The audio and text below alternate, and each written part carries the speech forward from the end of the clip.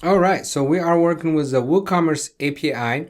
We already tried to make one API call for the customers, get list all customers, and we got this error saying 401 unauthorized.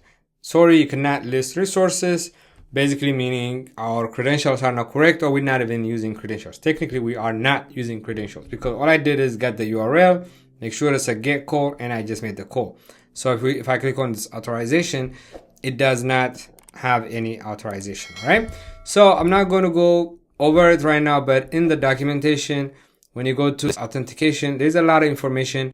It uses Auth1. There's different kinds of authentication. For some reason, this page freezes. I might need to open it in Firefox or Safari. I use Safari often. In Chrome, lately, some weird stuff is happening with WordPress. See, the page is unresponsive. So what I'm going to do is I'm going to actually open Safari. What I'm going to do is open Safari, open a new tab, and I'm going to go to, first of all, I can just go to the same documentation. I think it's much easier. So if you notice issues in Chrome working with this, just use Safari or Firefox, whatever you like to use. If you're on Windows, Firefox is a good option.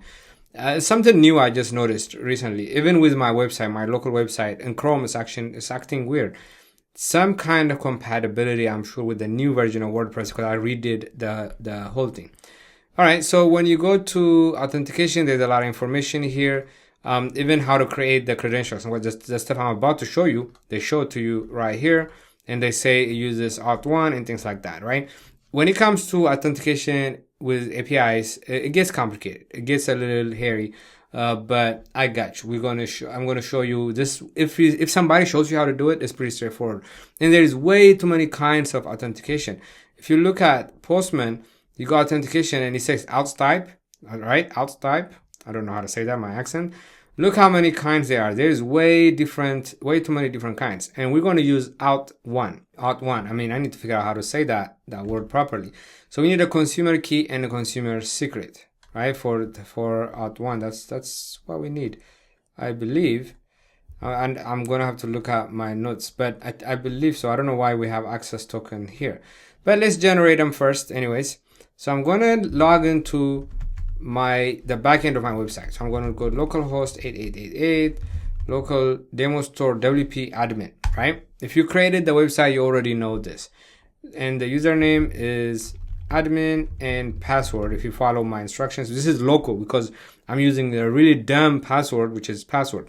For local, it's not a big deal, but if you're not lazy like me, you should not use it. And who knows if your computer gets hacked or something like that. But this is just a test site. It doesn't matter. All right, so we are in the back end, right? You already been there. If you build your own website, then you have this and you've seen it before. If not, if you're just going to use mine and you're going to use the get call, again, go to your course material and look for the credentials file. Now, we're going to go to WooCommerce. We're going to go to settings, WooCommerce settings, and we're going to go to advanced, and we're going to go to REST API. In the REST API, I'm going to click on add key. I already have like a few of them created. I'm going to do add key. It's going to just a description. I'm going to say video 1. And the user is going to be admin because I only have one admin user anyways.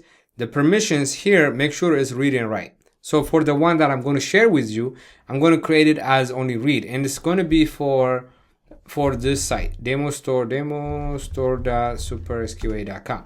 Right? This site. I'm going to give you API key for this guy, for this site, but it's going to be only read. But in this case, I'm going to do read write. Make sure you do read write because you're not only going to do a get call, but you also want to do a put call or a post call when you say update something, create something. So you want to write access, not just to read. So I'm going to do generate API key. Now save those somewhere. You're not going to be able to see them after this. So I'm going to copy this. I'm going to go to my notes. And I'm just going to save it. That's the key. And in fact, while I do that, I'm going to come here and I'm going to say for the key for authorization, let me make this smaller Auth1 consumer key. For the secret, I'm going to copy it, put it in my notes, and also put it in consumer secret. Then I'm going to hit send. And we got a 200. So we know those credentials work. And I'm going to go back to here And that's it. Basically, if I move away from this page, I'm just going to click here, go back in here. I'm never going to be able to see it.